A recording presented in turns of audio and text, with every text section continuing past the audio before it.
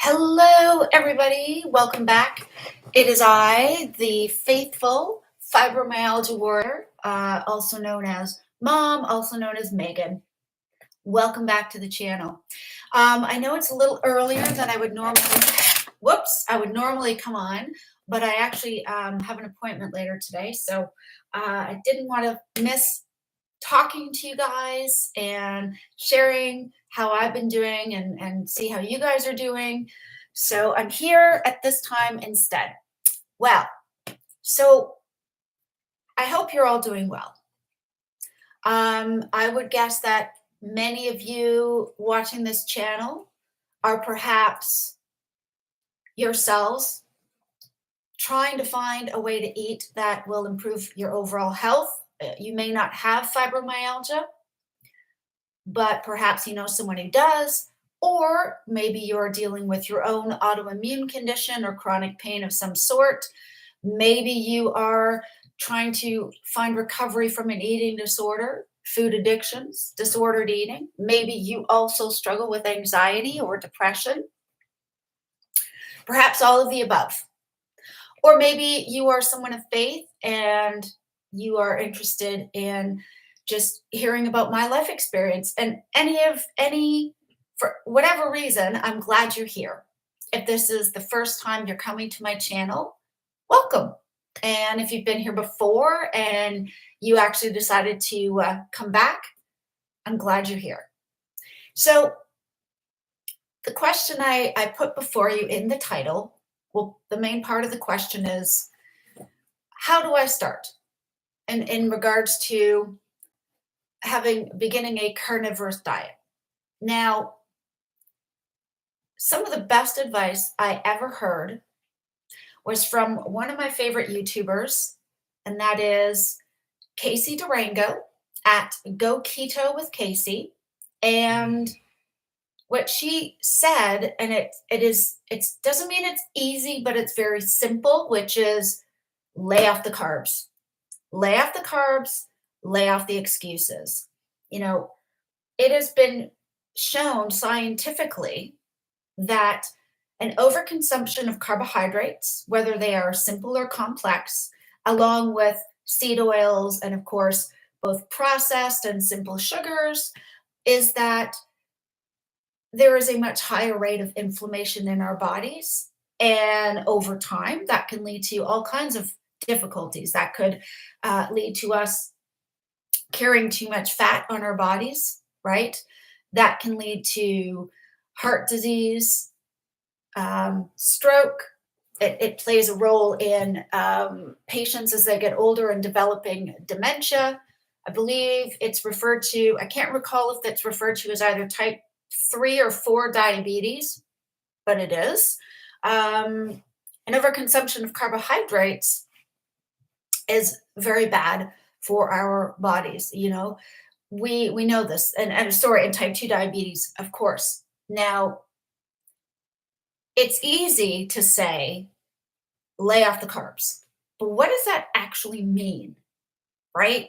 I mean, what does that look like? How do we know? Because to be quite honest with you, I thought for the longest time, all that meant was don't eat, you know, like type 2 diabetics are told, cut out or cut way back on things like bread and buns and desserts. Those are considered the main issues of problem for a type 2 diabetic. When my husband was told that he was going to have to start taking metformin several years ago, he was advised to make sure he wasn't eating white bread, to cut back on the refined sugars and overly processed carbohydrates found in, those things.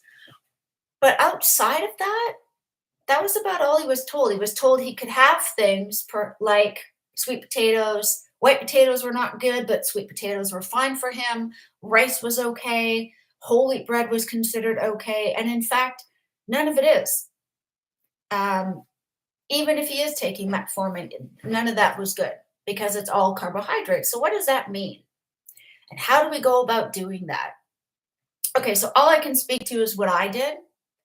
and what helped me. And the first thing I would say is, this is what I've done. Now, I have seen the stories on YouTube. I've heard of people who have had success with reversing type 2 diabetes, with avoiding having to take insulin. In fact, go keto with Casey. She's amazing. Casey seems like such a cool woman. I would think, not that, not don't hear me wrong. I love my own mother, but if I was to have a second mom, actually, sorry, a third mom, because my other mom is my mother-in-law, and we actually get along fantastically. Truly, we do. But outside of those two women in my life, if I was to adopt another mother, I think it would be Casey. She's just really cool. She's been through 3 diagnoses of cancer. She was morbidly obese. I don't even know if we're allowed to say that term anymore, but she was extremely overweight, very fat. She was like 5 foot, maybe 5'1", and she was very, very big for her frame. And I think she said she has now lost, I mean, since being keto. Now I'm full carnivore, which means I don't consume any plants in my diet. Okay.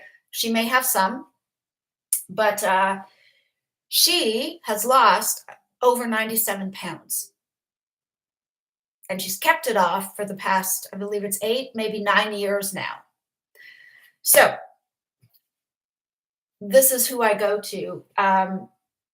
And as far as, listen, when I say there are people, I have heard their stories, I have seen the photos, I've seen the before and after, huge difference, by doing what she's doing. And she no longer had to take anything for it. She was no longer at risk of having to take insulin for her type 2 diabetes.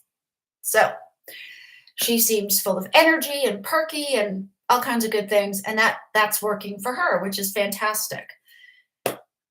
As a sidebar, if you choose to stay keto or ketovore instead of full carnivore, that's cool. Whatever works for you. Okay. Again, the ultimate goal is to try to find optimal health. For me personally, as a Christian, I know that this earth is not for all time.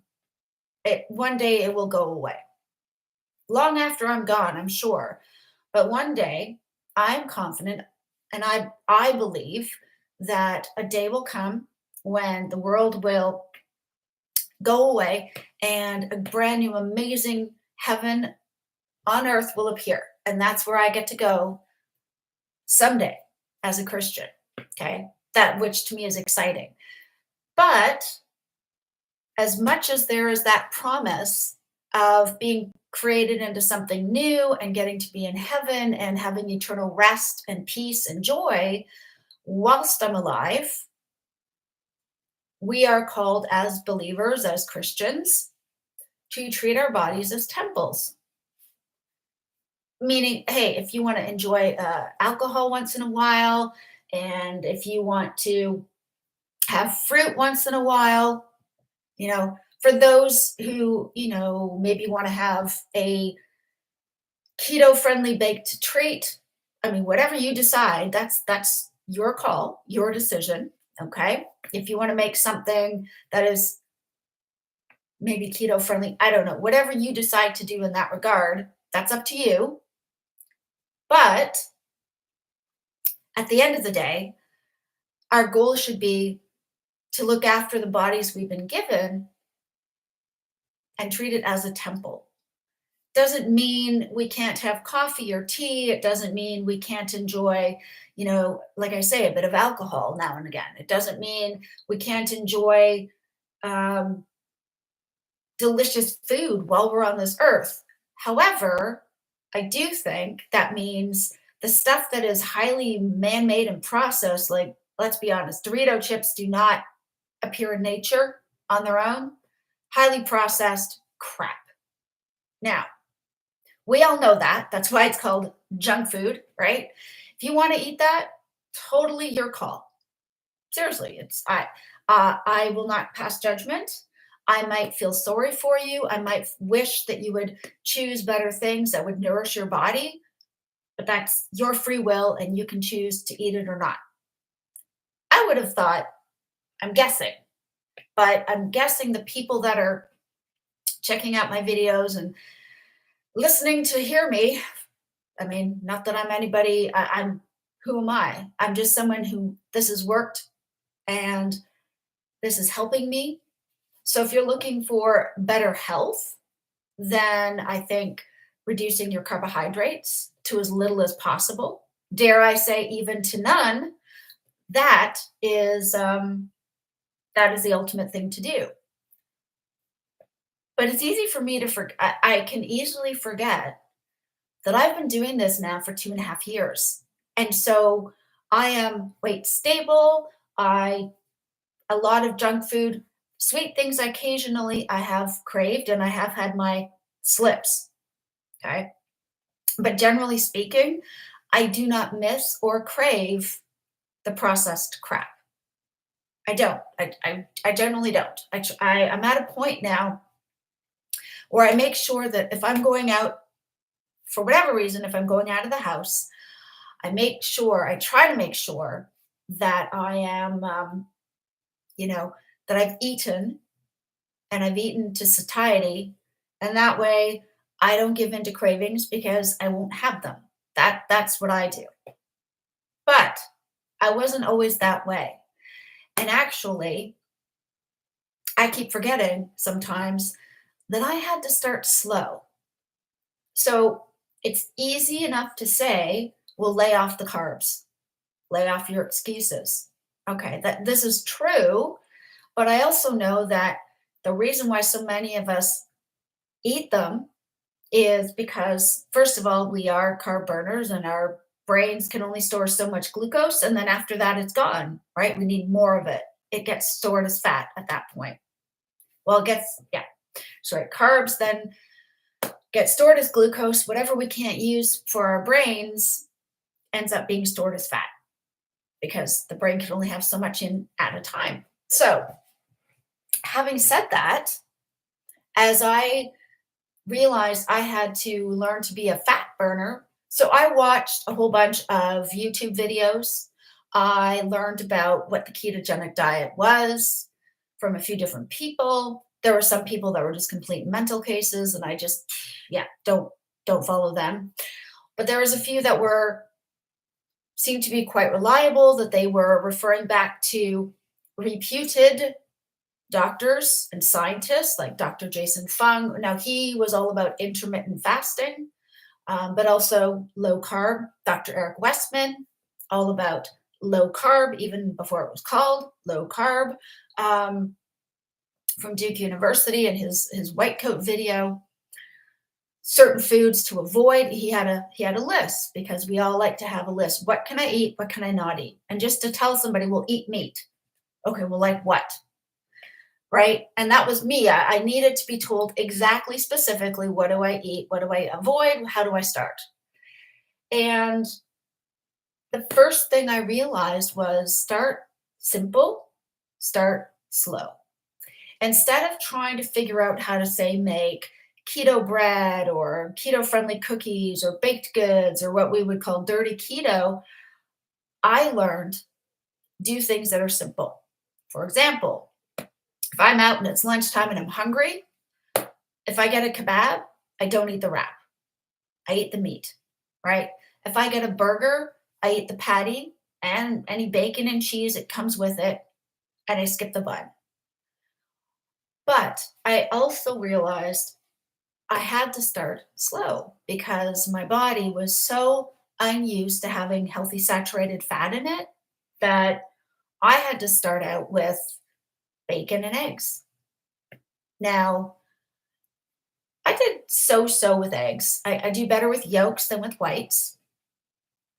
And bacon was not a problem. But I did feel a little bit bloated when I first ate it because my gallbladder wasn't used to having to break down animal foods. It was used to I mean, yes, a little bit of poultry here and there, but there was a lot of salad and baked goods and gluten and all the other crap that was part of it, my body needed some time to adjust. Now, luckily, that did. Um, as I've shared in other videos, other live streams, and so forth, when I was first starting, my husband and I were attempting to try paleo. And it very quickly became clear to me that it was not going to work. Okay. The requirements of paleo with nuts and seeds, avocado, and dark leafy greens, complete recipe for disaster for somebody with IBS, which my symptoms are almost completely gone. Seriously, when they flare up, it is usually because I'm feeling frustrated or stressed about something. So it can be triggered by foods, it can be triggered by stress, anxiety, or, emotional upheaval. And that was me for a long time. So what I realized was before I could even approach paleo was in my head, I had to be ready to be different. I had to be ready to start to make a change. I had to want to change for me. Not because my husband thought it was a good idea, and not because society said, "Oh, well, you gotta lose weight, you gotta be a certain size." None of that mattered. I had to do it because I wanted it. And I was ready to follow this way of eating because it was the right way of eating. Oh, there's my doggy. There's my son. That's one of our dogs. He's sort of dark in the background. That's our spaniel. He's a complete nut job. Aren't you, Birdie? Hey, bud. But for me, the thing that I found really, really, really, really, really challenging was the fact that I really had to trust that if I ate right. You're gonna leave him? Yeah, because Okay. it's way too freaking cold. Yeah, that's fine. Do you want to get the door for me, please? Yeah. Thanks, buddy. Bye. Always helpful, always a good young man. Aiden walks our dogs for us every day, unless the weather's really bad. So pretty lucky there. And until then, I was never ready to lose weight, if you will, lose fat or diet or do any of that, because with a long, long history, 35 years of being bulimic and binging and purging and restricting and feeling guilt and then starting all over again, and in spite of, and being addicted to carbs and sugar and all this kind of stuff, I wasn't ready to change. I wasn't ready. Before that, by the time we got to the end of May of 2020, I realized I was unhealthy. I realized if there was a way that I could possibly lose fat. Now, I say lose weight, but ultimately, really, really what I meant was if I could lose body fat, if I could get healthy by changing what I ate, so that I could maybe have less pain, so I could maybe have less wear and tear on my joints, I was ready to try. And luckily, oops, I'll let the dog out. There you go. Okay, off you go, Birdie. Luckily, that happened. And my whole mentality was always, well, I'm just going to read everything I can, and then I guess I'll do it. I'll make all the recipes and the weird salads and the broth soups and all those things that actually I couldn't do, because when the bone broth was made, I reacted to it. So that didn't help me very much. And it became very clear very quickly that paleo was not going to work for me. Like I say, with things, all those things, seeds, nuts, dark leafy greens, it was too much for me. I couldn't digest or use any of that. Whatever nutrients might have been there, I couldn't get access to. And so the first time, as I read along, because what it was is for the first 2 weeks, you cut out sugar, dairy, gluten, and soy. And then eat whatever else you felt like, right? That was for the first 2 weeks. And then after that, you would do the next stage of the protocol, which was remove the next few items. So if you were having issues still, then you would try eliminating nuts and seeds. And then you would, right? And then you would try eliminating dark leafy greens. But in between that time, you're supposed to be making veggie, you're supposed to be juicing vegetables, making fruit smoothies, and all this kind of stuff, which is absolutely horrible for me. So I was wanting to change. I was feeling awful. I felt constantly swollen, inflamed, in pain, all of it. And I was ready for it to change. I knew that there was no further amount of medication that I could take. And even if I could, it wouldn't matter because the body learns to adapt to things like that. So when I realized that paleo was a great big fat failure for me, I went and I looked up on YouTube, how can I lose weight? How can I lose weight without being able to exercise?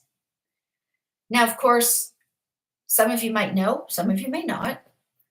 Exercise is great for cardiovascular health, for our mental well-being, but exercise is not an effective way to lose body fat. It isn't. That comes from not only what we eat, but what we do not eat. All right. So when I realized that, I was so excited.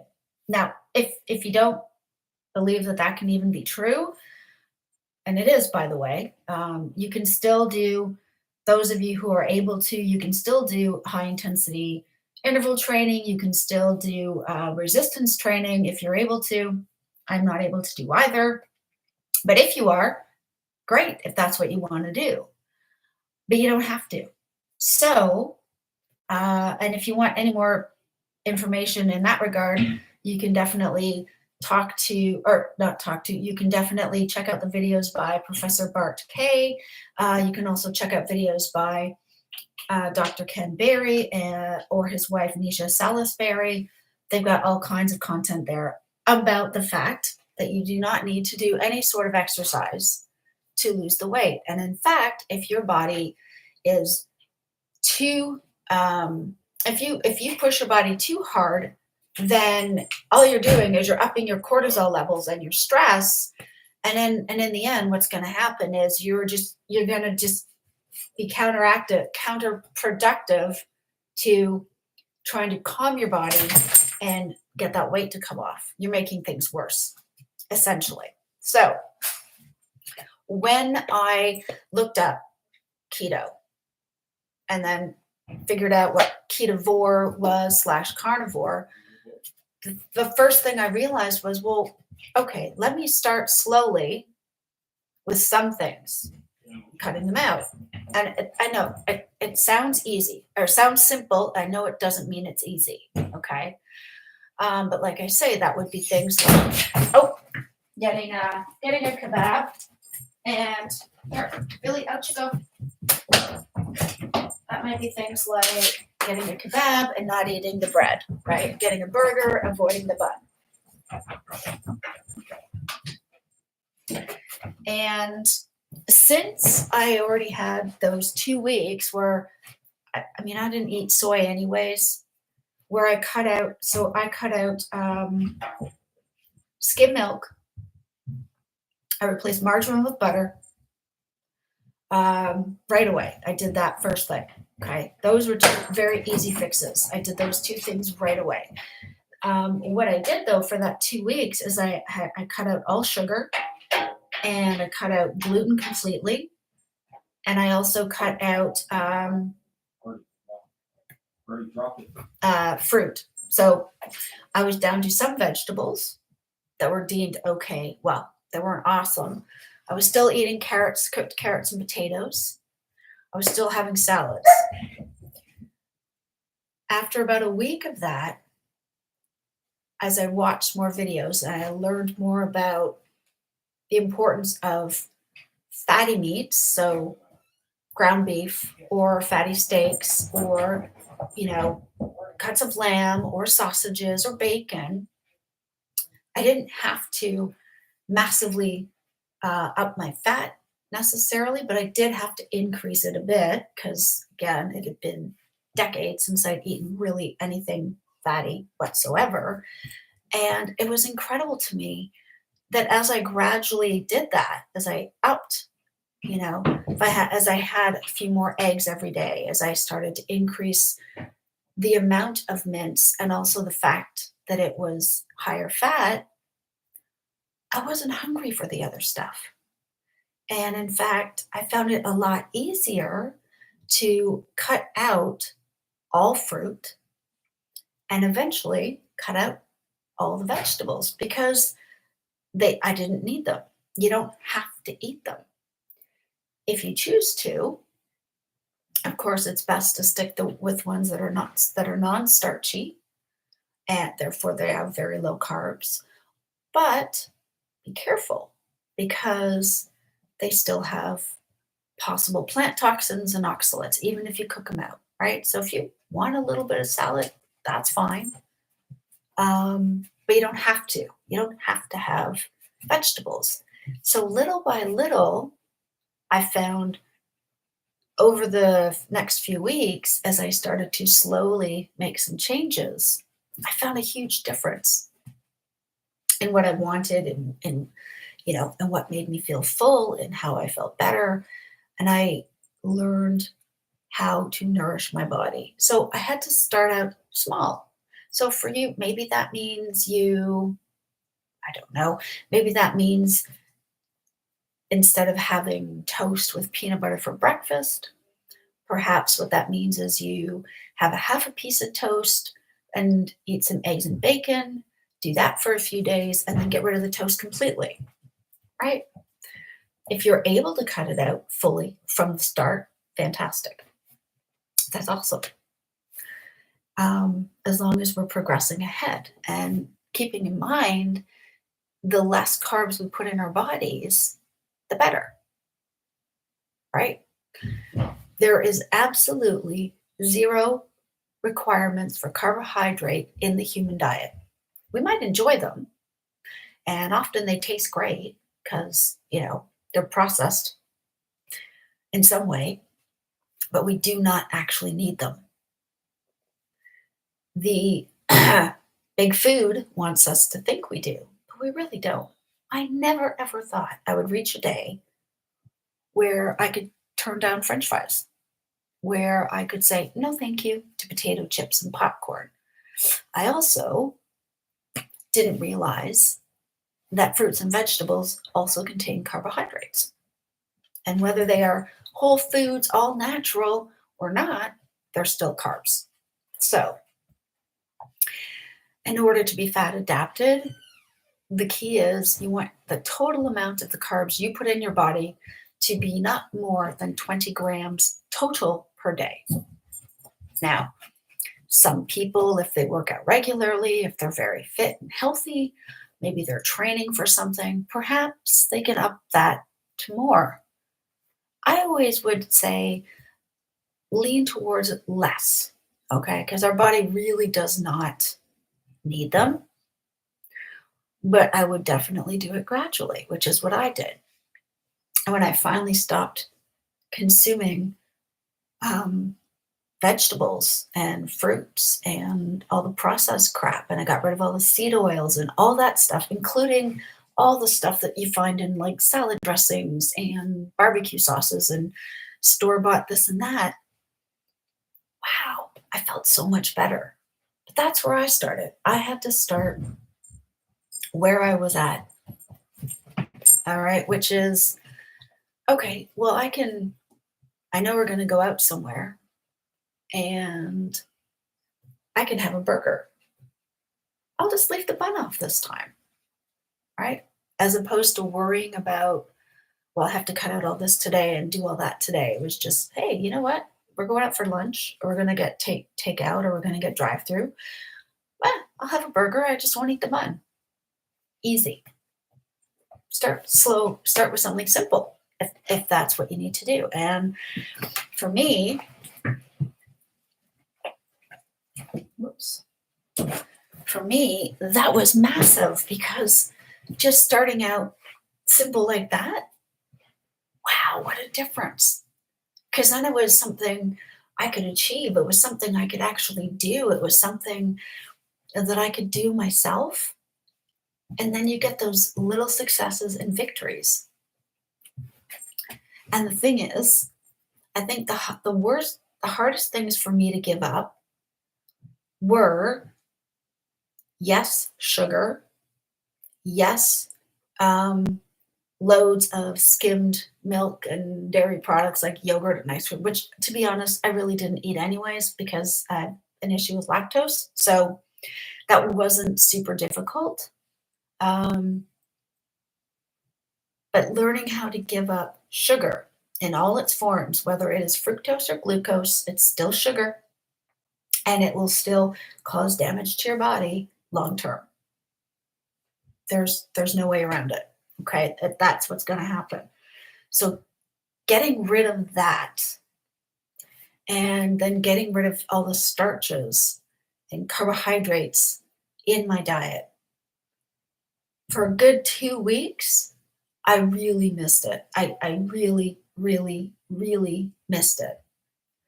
Some people have to give up dairy because it causes them issues, whether that is even if you switch to full fat milk, even if you use only a little bit of heavy cream in your coffee, if you have any kind of reaction, then you probably want to take it out of your diet for a couple weeks. Try it again, see if it makes any difference, right? I mean, that's what everybody would suggest with any sort of intolerances.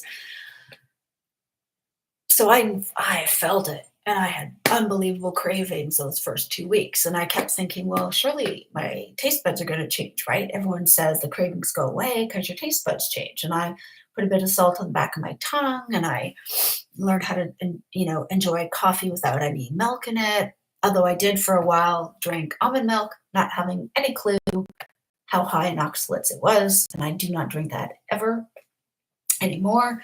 But eventually it got better.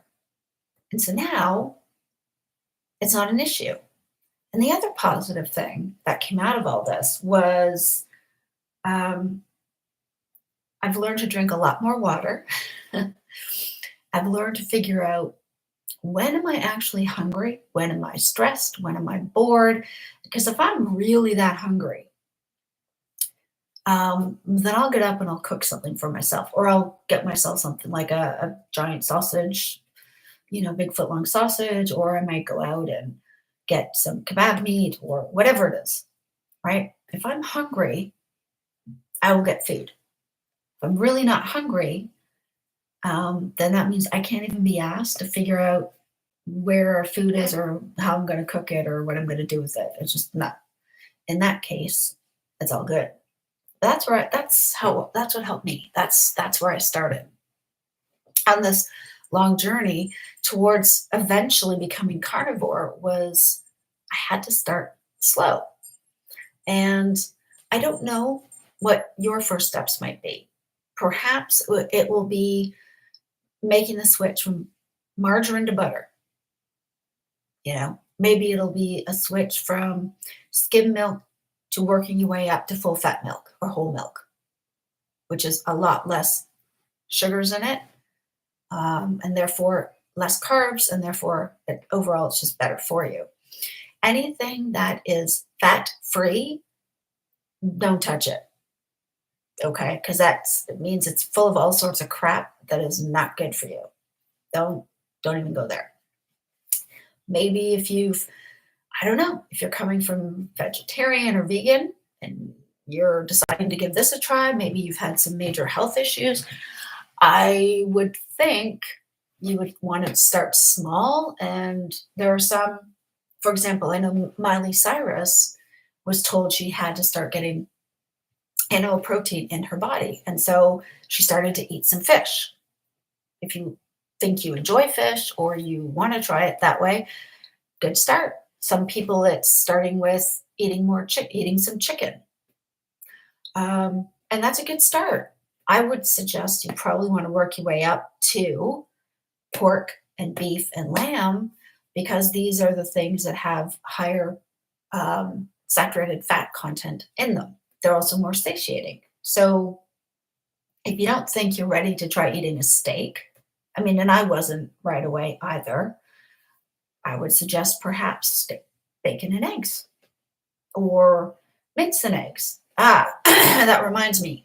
Cue my song again, inspired by Bart Kay and the Meat Militia's national anthem, the steak and egg song. Mine is called the yolk and mince song. All right, and here we go. Mince and yolks and mince and yolks. That's what I like to eat.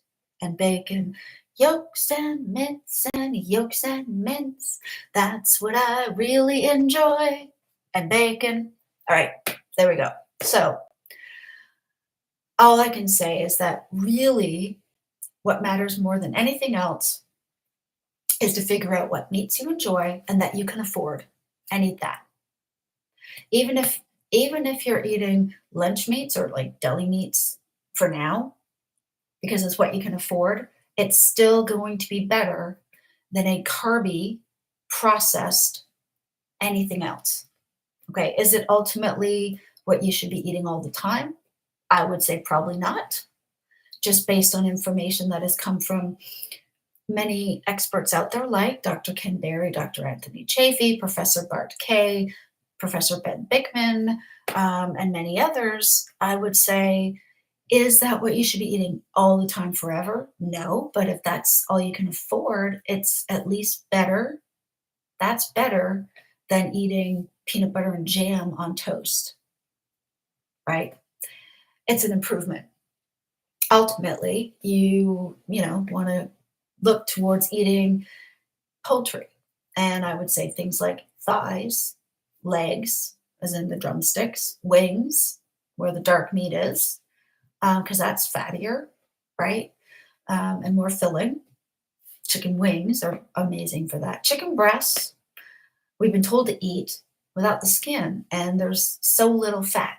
What I found is that one, it's quite dry, and the other thing too, or B, the other thing I've noticed is that I feel even hungrier if I eat that because there's very little fat, and the fat is the bit that is satiating, that helps fill you up. Okay, so I would say start there. I mean, why not experiment? There are some great people out there in this sphere, keto, carnivore sphere, who eat a wide range of everything. Kelly Hogan's an example. Keto Mary 71 is an example. Coach Jessica is another example where they will eat meat, as in beef, but they will also eat pork. They've also shown pictures of where they've had salmon roe or fish eggs, as well as chicken wings and that type of idea. So if that works for you, fantastic. And you are feeling full and satisfied and you're getting all you need, you're not under eating, then I would say, why not? Go for it. I will not eat fish. I hate fish. I think it's gross. It tastes disgusting, and I react to it. It always causes me to feel itchy when I eat it. Same thing happens if I eat too much pork, bacon being the exception because it's got all that fat around it. If you get like a lean pork loin or pork chops even, I can't do it. The meat's too dry to me, and there's not enough fat. Can't do it. Like, no. Sorry, I can't do that. It just doesn't work for me. That's me. If you can eat it and it doesn't bother you and you enjoy it, go ahead. Obviously, have a great time. Enjoy it. Make it taste as great as you like. Absolutely.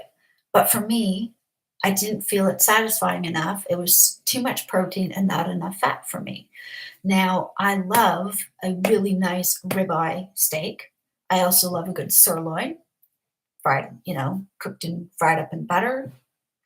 Delicious. But even then, I can only eat maybe a piece that size, which is not a lot.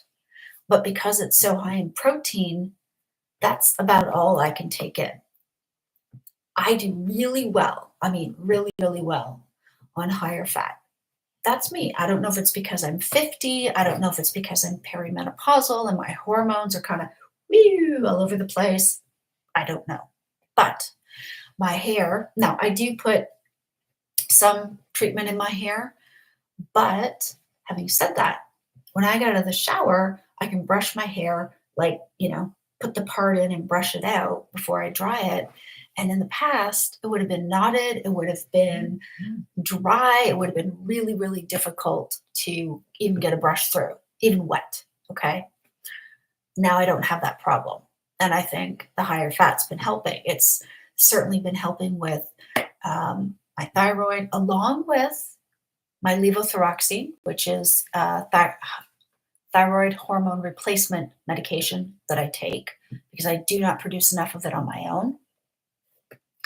My satiety is reached quickly when it's a higher fat, and I feel like I don't need to eat nearly as much, which is great. But my body's going, you don't need a full plate of this beef with bacon. Actually, half of that, and we're good. And that'll keep me going for hours, up to 6 or 7 sometimes if I'm busy. And that was never be the case as a carb eater, like as a carb burner. Never, never. Because when you eat carbohydrates, they get burned so quickly that within 2 hours, the brain is screaming out, I need more. Whereas when you eat fat and protein and your body burns ketones to fuel itself and eventually the brain is fueled that way as well, and it becomes glucose through gluconeogenesis. Body's like, actually, we're good. We can go for a while. You just do whatever. We're cool for now. And I found I didn't have to have a treat or a snack or a coffee with extra sugar in it every 2 hours because I didn't need it. I didn't need the energy. I didn't need any of that because the saturated fat and protein I was putting in me was more than enough. So for me, that's fantastic. And once you get rid of carbohydrates, so which I believe is carbon and water molecules together in some form. I'm not quite sure. I think that's what that is. But think about it. You retain water. Retain water weight. Why? Because something that has carbohydrates, well, it's retaining the moisture. So if you're eating it, it's hanging on to the moisture in your body. So you're holding on to this weight, this water in your body. And that adds to your weight. So when you step on a scale, some of what scales are liars. Okay. They are.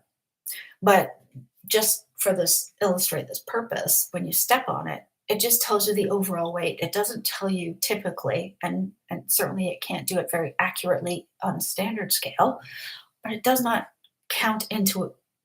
factor into account what is your water weight, what is your bone density, or the weight of your skeleton, what is your muscle weight, and the water weight, right? So most of the weight that you're seeing on the scale is water your body's holding on to, right?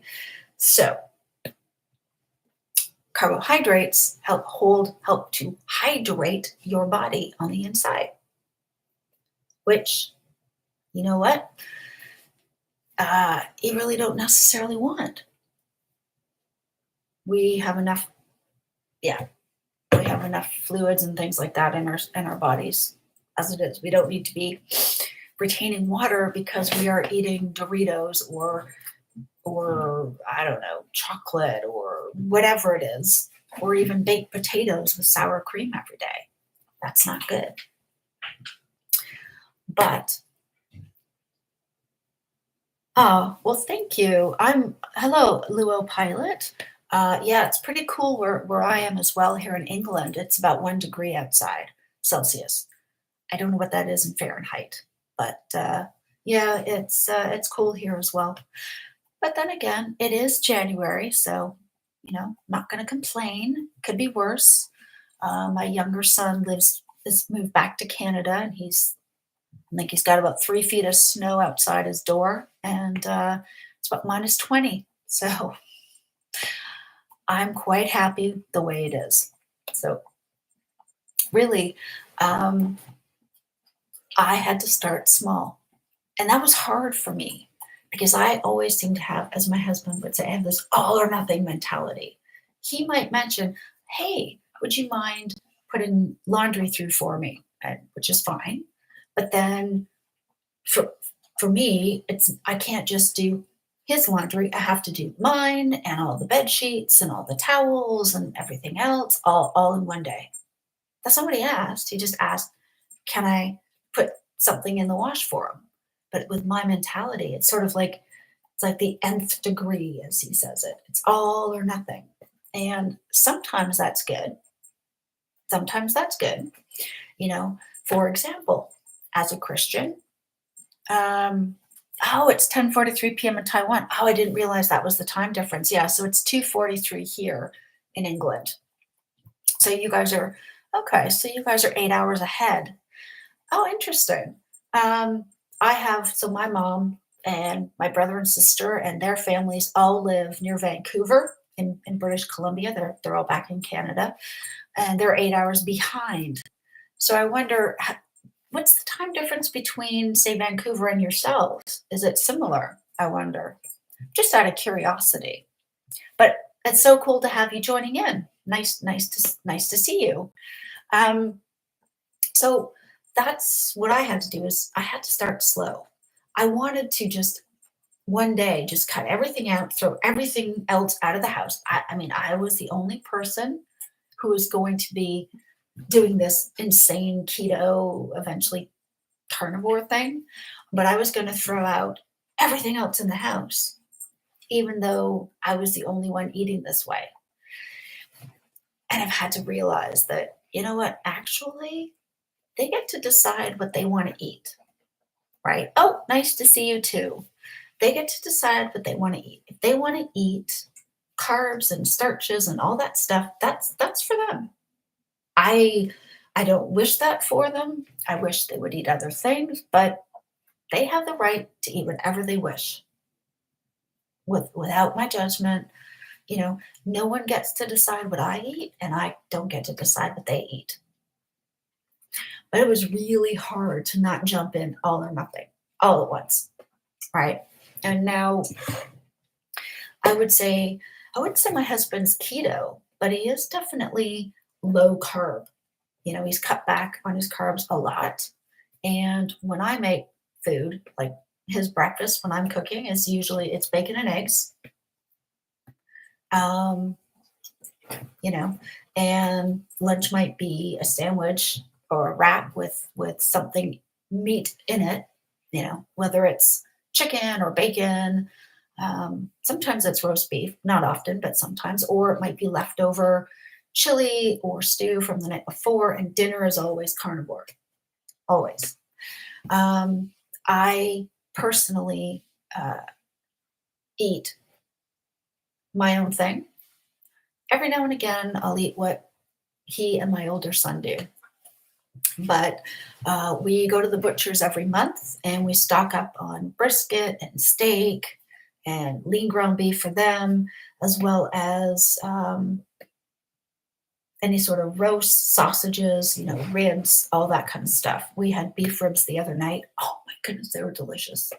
And they do short ribs and spare ribs and also just baby back ribs. And yeah, so we load up on meals for the whole month and freeze what we're not using. But yeah, we get sausages from the butchers, so delicious.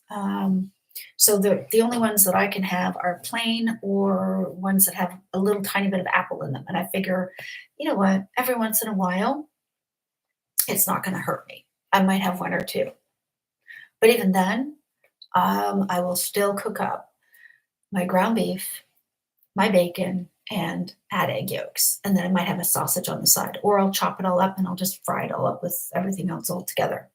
So that's what I do. I also will sometimes, if I'm making, especially if I'm making brisket, is when I know it's almost ready to eat, when I start to take the string off it and pull it all apart, I will definitely help myself to a little bit of the brisket out of the slow cooker. And honestly, 3 or 4 bites and I'm done. I'm full. Honestly, that's it. That's all I can have of brisket. Again, it's delicious, but it's also not very fatty. So it is good, which tells me that what seems to be what seems to be clear to me, at least for myself, is I do not need to up my protein, but I do better and I feel fuller and I do not have any hunger cravings when I've eaten enough fat that comes with the meat. So that's why for me, bacon. Now, right now, I'm really enjoying back bacon, like from the butchers, especially because it's got a nice thick rind and I get it super crispy and I eat that. And, but I like streaky bacon as well. I just find maybe it's just where we get it from. If we get it from the butchers, it's great. It's nice and thick. But anytime I've found it at the grocery store, I find it's like almost paper thin. It's like if you held it up, it would just wobble. And so there isn't a whole lot there to it for my personal taste. Whereas at least with back bacon rashers, you get a bit more. I don't know. That's just me, I guess. So for breakfast and for dinner, my meals are generally, I don't know, handful of beef. Now, I've shared before what I'm doing is I am mixing a bit of 20% fat beef with 23% fat beef, um, and adding a bit of salt, grinding some salt. I don't know why I'm doing the hand motions, but there you go. A little extra fun for you guys. I'm grinding the salt. And then I always add 2 egg yolks and I fry it all up in the pan in our I don't know, is it a skillet, a frying pan? I think that's almost the same thing. I don't really know. But I fry that all up.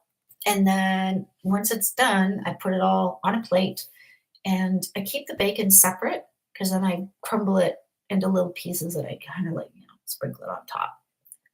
And I've learned to sit up, sit up straight and eat nice and slow, drink after I'm done, unless, unless my throat's dry or whatever. And that's been helping a lot. And I find that when I take my time, I get full. My brain has the chance to realize when I feel full and tell my body, okay, that's it, we're done. And I've actually been able to put some of what I put on my plate back to go, oh, actually, I don't need all this. Whereas before I was eating so quick, I was just like, shoveling it in some cases. And I wasn't even giving myself the chance to register the fact that, hey, you're full now. You don't really need any more. And that meant that I wasn't going to be, busy overeating when I didn't need to. Uh, But that took time. I had to test it out. It took me a while to get to that point. It happens, I suppose, but that I got there. That's not how I started. I I started out by realizing I didn't want smoothies. I didn't want to eat dark leafy greens because they were horrifying for me. They're awful. And I had to just trust that if I was to find meat and eat some and not worry about eating raw tallow or all this other stuff, just what meat do I like? Well, I love burger patties And out of nowhere, well, not out of nowhere. Okay. Not out of nowhere. I just had the thought, and here's where I believe this was the Holy Spirit. Okay. But I had the thought of, you know what? Actually, um, I'm craving some ground beef. That sounds really good to me. That um, I think would be quite delicious. And so that's what I did. I kept thinking, what am I going to cook? I don't really want lamb. I wasn't a huge fan at the time. And even now, I only want it in small amounts. Don't want too much of it. But I thought, okay, yes, meat. Not a big fan of chicken.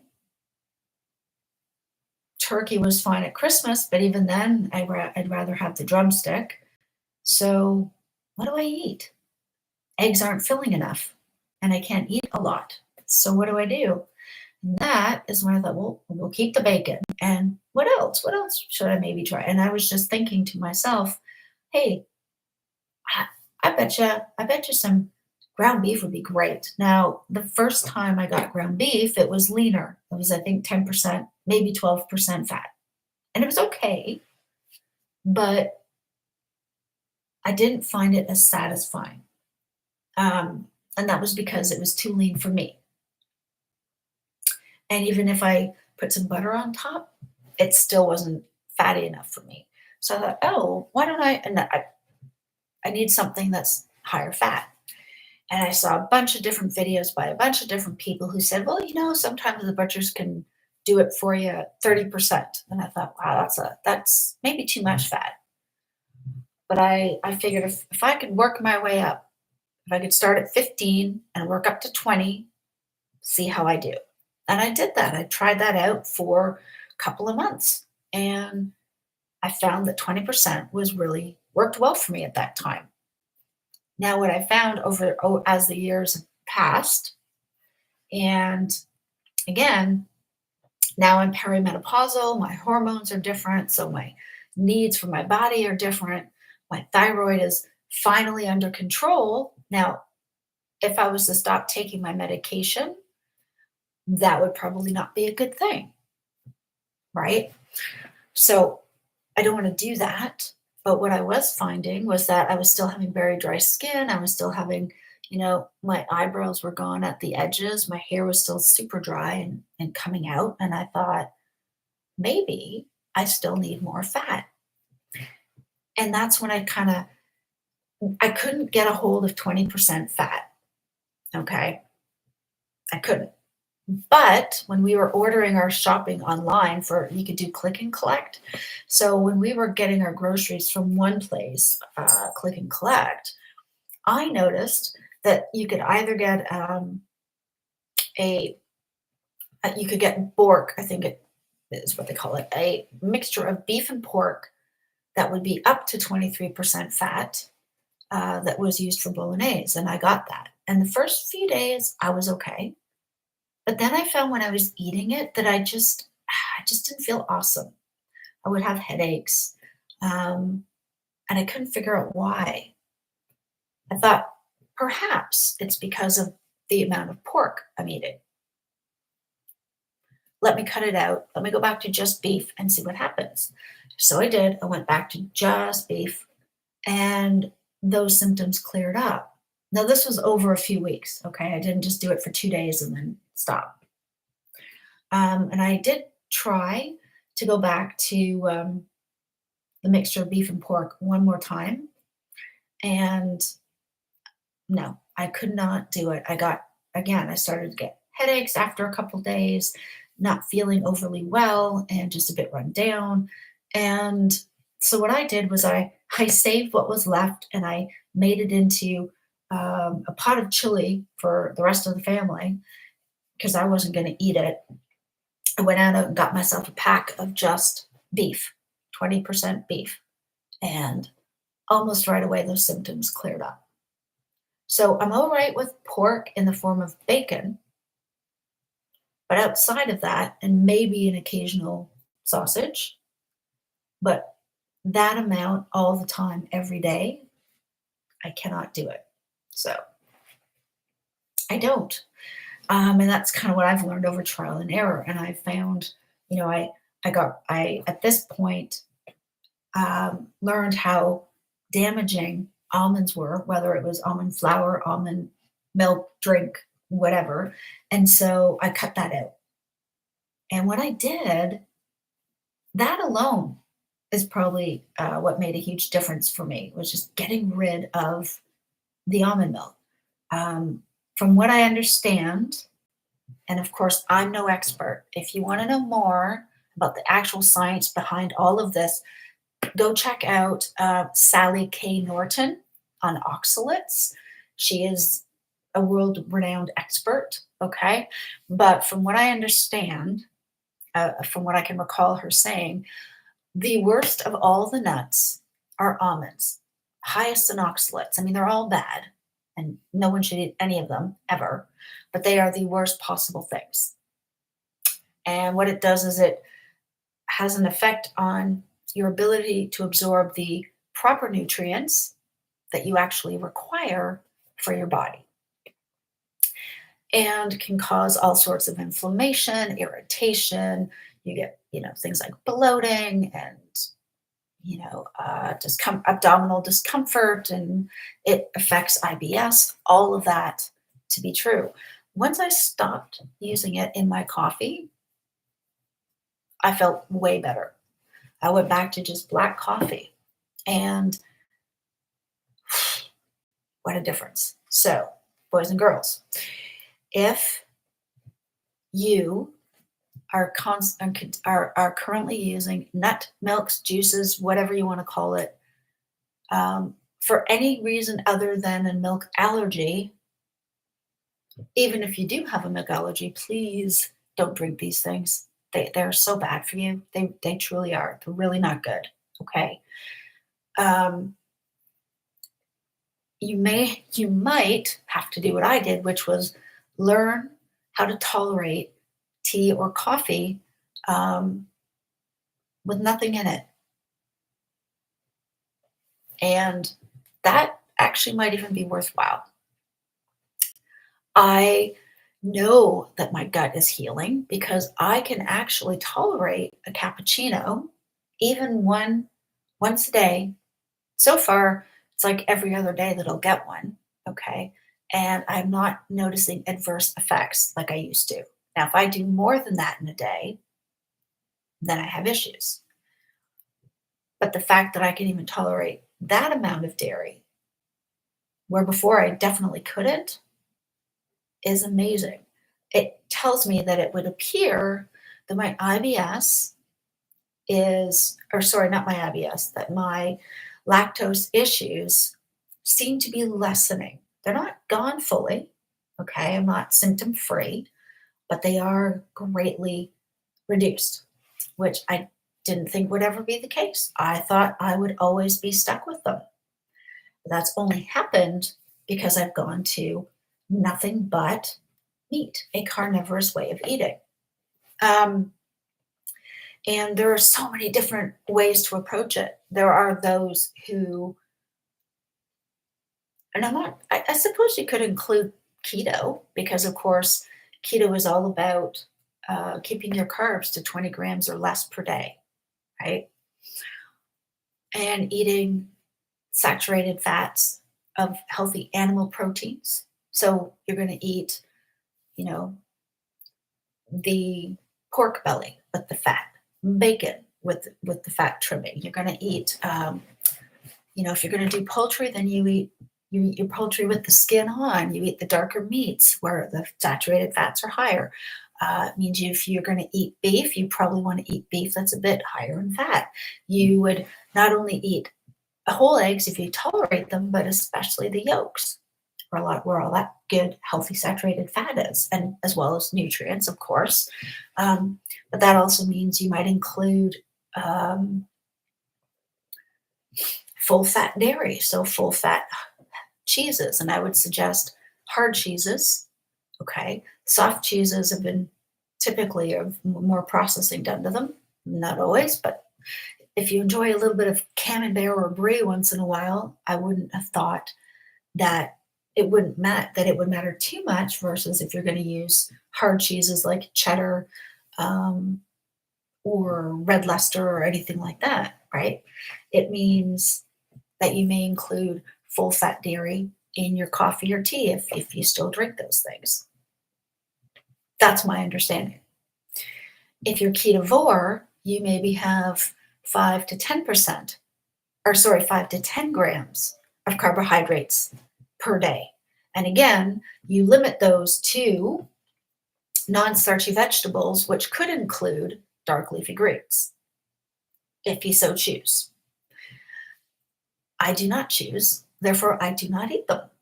Okay, it means you've removed all the starchy foods from your diet. You have removed all the fruit. Well, most of the fruit.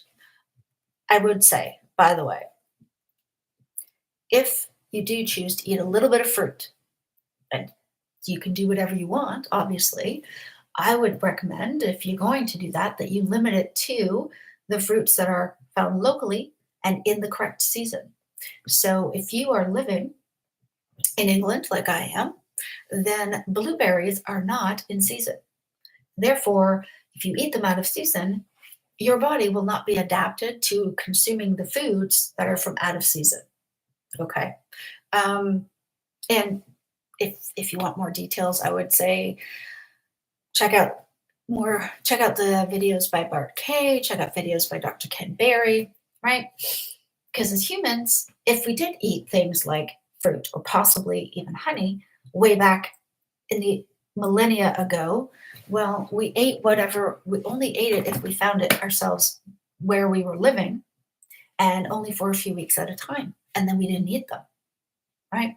So, meaning people who are living in a more tropical area would be used to tropical fruits. And if they so chose to have a piece of fruit at a time when it was locally grown, as part of their diet, along with everything else being animal based, well, then that might be all right for them if they're not doing it all the time. Correct? Correct. Sorry. That's just me going on. I personally don't eat any fruit at all because fructose will eventually build up in your body and can cause your liver to be overtaxed, and you can then develop something called non-alcoholic fatty liver disease, which is what I had because I was eating 5 to 7 portions of fruit per day, as all the daily food guides had recommended. And for that reason, my triglycerides were so abnormally high for me, that I was put on statins and told I had to reduce my fruit intake to 1 or 2 pieces per day, and just to be careful of how much sugared stuff I was eating. So whether it is fructose or whether it is glucose, sucrose, I think that's one, I don't know. But whichever form of sugar it is, whether it is refined, whether it is found in fruit or otherwise, too much of it is a bad thing over time. So for me, I've followed the dietary food guidelines for a while, ate the recommended servings of fruit per day, plus a bit extra because, hey, if you're going to eat 5 pieces of fruit, then 6 has got to be better, right? It's fruit. How can that be possibly be bad for us? Well, in my case, it was extremely bad for me. I had the beginnings of fatty liver disease, and I don't drink that, well, which is why they call it non-alcoholic. But I was at the beginning stages of a fatty liver disease, which is not a good place to be at all. And I wasn't even 50 yet. So that being said, if you should choose to have a piece here or there, that's up to you. I recommend. I can't recommend anything necessarily. I would think that you would probably want to only eat whatever's seasonally available and whatever's close to you. That way, it hasn't had to travel far. It hasn't had to been preserved in any way. That would be my thought. But for me, I'm not going to touch them at all because they're not good for me. I can't digest them anyways. The IBS does not help me with that. And for anybody wondering before you ask, nope, I do not eat any fiber for my IBS. In fact, getting rid of fiber, and when we say fiber, we're talking plants, okay, clearly, fruits and vegetables. Once I cut that out, well, that's when my IBS almost fully resolved itself, symptom wise. It can still flare up, but it doesn't happen unless I feel really anxious or stressed out about something, emotionally upset for whatever reason. When I'm feeling calm and at peace, no symptoms. So, when I get up in the morning and I realize how lucky I am, how blessed I am, and I get to spend that time praying and being thankful and meditating and worshiping God, walking with Him daily, that helps give me peace. That centers me. And I'm glad it does, right? Otherwise, once that happens, when I have that sense of peace in my life, no IBS symptoms. I've had only regular bowel movements ever since I got rid of fiber. And actually, fiber is probably one of the worst things people with IBS have been told to eat. I would recommend you don't do it because, in my case, it made it 100 times worse. I went almost 2 weeks without a bowel movement because of eating the fiber of the dark leafy greens and all the nuts and all that other crap. Now, that's me. If you don't have IBS and you want to see if that is going to be an issue for you, of course, go right ahead. But that's a key reason why I do not eat fruits or vegetables. I avoid all plants, with an exception, and that being coffee. Okay. I will drink coffee now in limited amounts. I keep it, you know, 2 cups a day or less. And I'm doing all right. And in the sense of there's nothing happening behind the scenes that I'm aware of causing me any issues. Um, Ultimately, one day, someday, I may just come off coffee completely. But for right now, I'm enjoying it and I'm keeping it within a reasonable amount. And that's me. You might be somebody who can't tolerate caffeine at all. And hey, well, there you go. No worries, right? Um, but as far as how I started, I just started slow. I had to look at where I was at mentally, physically, emotionally, and go, okay, let me find some small things I can change, right? Because if we try to change, my mentality is normally, okay, we're going to change everything right now, go. And I couldn't do that.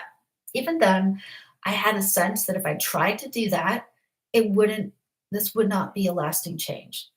I knew that if I wanted this to be a change that would be lasting, that I could incorporate and follow and do for the rest of my life, then I would have to do it a little at a time, you know? So one of the first things I did was I got rid of the margarine in the fridge. I threw it out, got butter.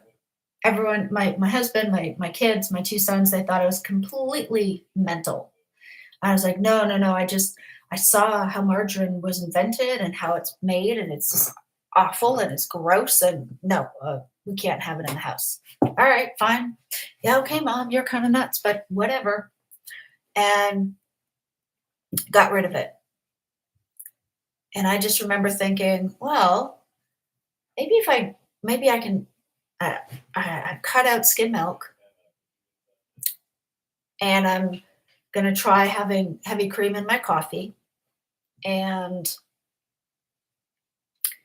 I'm gonna try to do things like, well, okay, if I order a kebab, I just won't eat the wrap. I'll just eat the meat.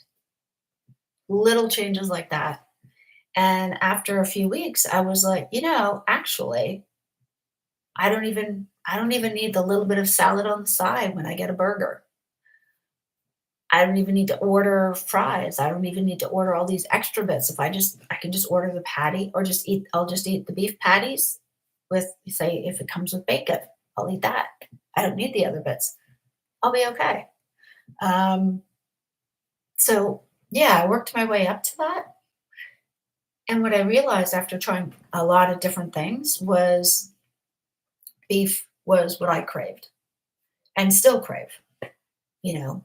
Um, so even I have no issue making something different for everybody else and then making my own food. I don't mind at all. It's not a problem. I enjoy it. There've been a few times where my husband's like, "Oh, I'll make your bacon and beef thing for you," and I appreciate his effort, and he did his very best. I don't know what it is, but when I'm cooking it, I get the bacon extra crispy, and he doesn't quite get it crispy enough. So I'm happy to do it myself, you know.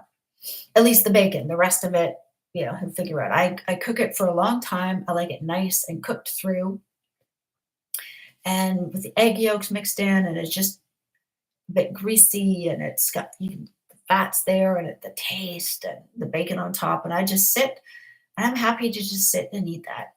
And for the longest time, I remember even at the beginning when I lost the first 20 or 30 pounds, my husband's like, "This can't possibly work. How can this possibly be good for you?" And I said, "Well, I've lost weight." He goes, "Okay, you got me there.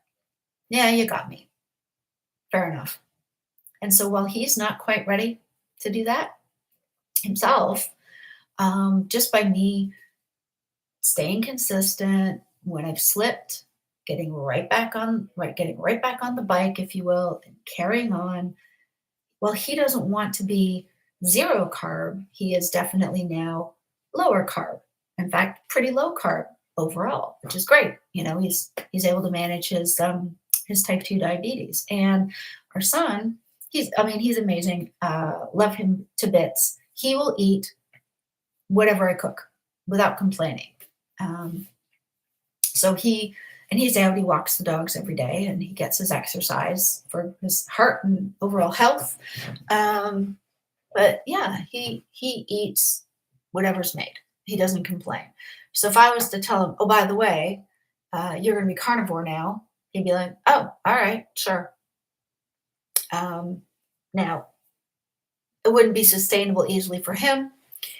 He has autism. I mean, he's high functioning, but he has autism, and so that would involve me having to cook all the time for him every day because he's not as confident around the oven and the stovetop. So he eats what he likes. I think he would be bored quickly as well. He said the same thing all the time. He doesn't sound good to him, whereas I love it. I find it so easy. Groceries for me are like nothing. It's the same thing every day, right? So I don't really do a whole lot of what I've eaten today videos because other than occasionally going out for, say, some eggs Benedict or maybe to get a sausage, or we go out for dinner and I have a steak or something like that, I eat the same thing every single day. That's fine with me. I love it. I don't find it restrictive, but that's me. So I don't know.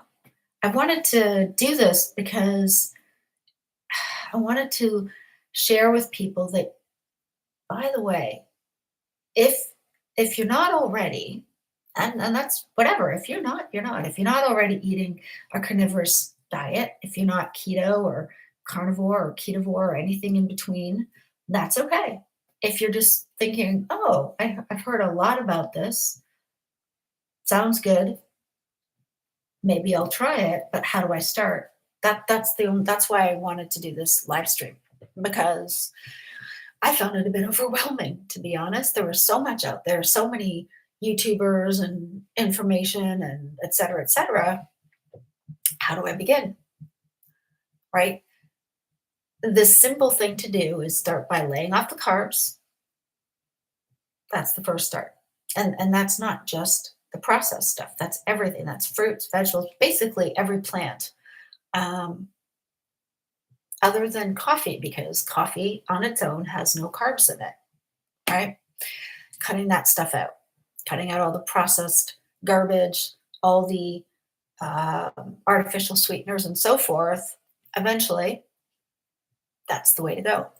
I think if people need something to help them transition into keto or even from keto to ketovore or carnivore, and they want to have something that tastes a bit sweet but doesn't have sugar, there are some great recipes out there. Rebecca Heischman at Tailored Keto Health has some really good recipes worth looking into. And again, those are just to transition, right? So things to use for maybe a couple of weeks as you up your fats, as you learn how to be more satiated, and you start to find that your sweet tooth diminishes. If you do have food addictions and massive cravings that you just seem like you just can't get over, one person I do suggest you might want to check out is Pim Janssen. That's Jansson. She is Bart Kay's partner. Her channel is great. She does coaching. She has a lot of great content on her videos. For me, the key was, yes, I had to start slow, but not for long. And right at the time when I was transitioning from keto to carnivore, I also realized I need to start my relationship back with God. I have not walked with Him in a long time. I've tried doing this all by myself and it has not worked out well. It is time for me to let go of the reins and give them over to God. And so that is where I came back to faith. That is where I not necessarily came back, but that's where I went to deepen my faith, renew my faith in God. Because the faith I'd had for the previous 17 or so years was very, very small. It wasn't gone, but it was like the last little bit, like, on a tea light candle, that last little bit of flame that's there, and you can tell it's about to go out, but it hasn't quite. That's where I was. When I renewed my relationship with God and turned to Him and stopped trying to do it all by myself, that tiny little flame was suddenly like the roaring flames of the pilot light inside a furnace. Impossible to put out, unless you cut off the gas supply, or in this case, until your life is over and you're dead, and therefore it's all done. So that's a little different, right? But that's where I feel like my faith is. It's like this roaring flame, the pilot light of a boiler / furnace. Almost impossible. Only possible to put out once my life is done. That's where I'm at. And you may not believe in the God of Jesus. That's okay. That's who I believe in. Whether you believe in a Hindu God or a Sikh God or a Jewish, the Jewish God is the same, but I'm not believing that. But I believe Jesus was the Messiah, is the Messiah, and is coming back. And that's okay if you don't. You might believe in Buddha. You might not believe in anything necessarily. But something I've learned from some 12-step rooms that I've been in is that what matters, if that's the case, is then find a God of your understanding, something bigger than you that you can turn to, right? Whether that is nature, whether that is, I don't know, the winter solstice, whatever it is. When you realize and accept that something is greater than you and that you need that something to help you through these challenges, that you cannot do it by yourself. Because let's be honest, if we could all do this by ourselves, we would have, right? We would have done it if we could have done it by ourselves. So for me, that's God. And for you, it's the God of your understanding or whatever you choose as your higher power. And if that, And so anybody's welcome. Anybody can hear what I have to say. And I really hope that this message has been helpful to you. I actually have to get going. As I said, I have an appointment today. I'm so glad you guys did decide to check in and, you guys decided to listen. And I hope this has been helpful in some way. And if not for yourself, then for someone that you care about, whether they are struggling with anxiety or depression, whether they are struggling with fibromyalgia, autoimmune conditions, chronic pain, inflammation, whatever, that this might help them. Finding a way to eat a carnivorous diet for me has made such a massive impact in my life. I'm down a total of 80 pounds from 2.5 years ago. My brain fog is completely gone. My inflammation is greatly reduced, and my pain, for most of the time, is there, but I can almost ignore it because it's manageable now. And I really hope that what I'm doing might be helpful to somebody. What I'm doing might be helpful to somebody else who is struggling and stuck and feeling like, well, that sounds great. How do I start? Start small if you have to. Get rid of your margarine, switch to real butter. Try making things that don't have bread or potatoes or rice on the side. If you have to have something, stick with a salad made with iceberg lettuce and maybe some cucumbers or a bit of tomato, right? Start small and hopefully work your way up so that you can up your meat intake, right? Up your intake of nutrients that we get from the animals.